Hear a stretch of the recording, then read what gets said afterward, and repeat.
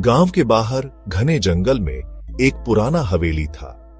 लोग कहते थे कि जो भी अंदर जाता है कभी वापस नहीं आता। रात को दीवारों से अजीब चीखें और डरावनी हंसी सुनाई देती थी, लेकिन कुछ लोग इन कहानियों को अफवाह मानते थे। रवि, एक निडर नौजवान, इन कहानियों पर विश्वास नहीं करता था। सच्चाई जानने के लिए उसने जांच करने का फैसला किया। एक अंधेरी रात बस एक टॉर्च लेकर वह हवेली में घुस गया। अंदर की हवा ठंडी थी, मानो किसी ने उसकी गर्दन पर ठंडी सांस छोड़ी हो। कमरे टूटे फर्नीचर से भरे थे, दीवारों पर खून के धब्बे थे और हर कोने में मकड़ी के जाले थे। अचानक रवि ने कदमों की आवाज सुनी। वह घूमा, लेकिन वहां कोई नहीं था। आगे बढ़ते हुए उसे एक पुराना शीशा मिला।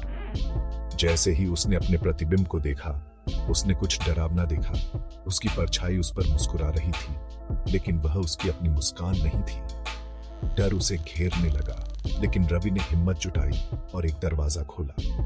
उसके सामने एक सफेद साड़ी में एक औरत खड़ी थी।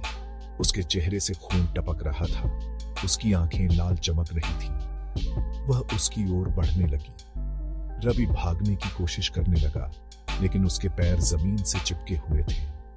अचानक औरत चीखी, अब तुम हमारे साथ रहोगे, और हवेली की दीवारें जोर से हिलने लगी। रवि की चीखें पूरे जंगल में गूंज उठी।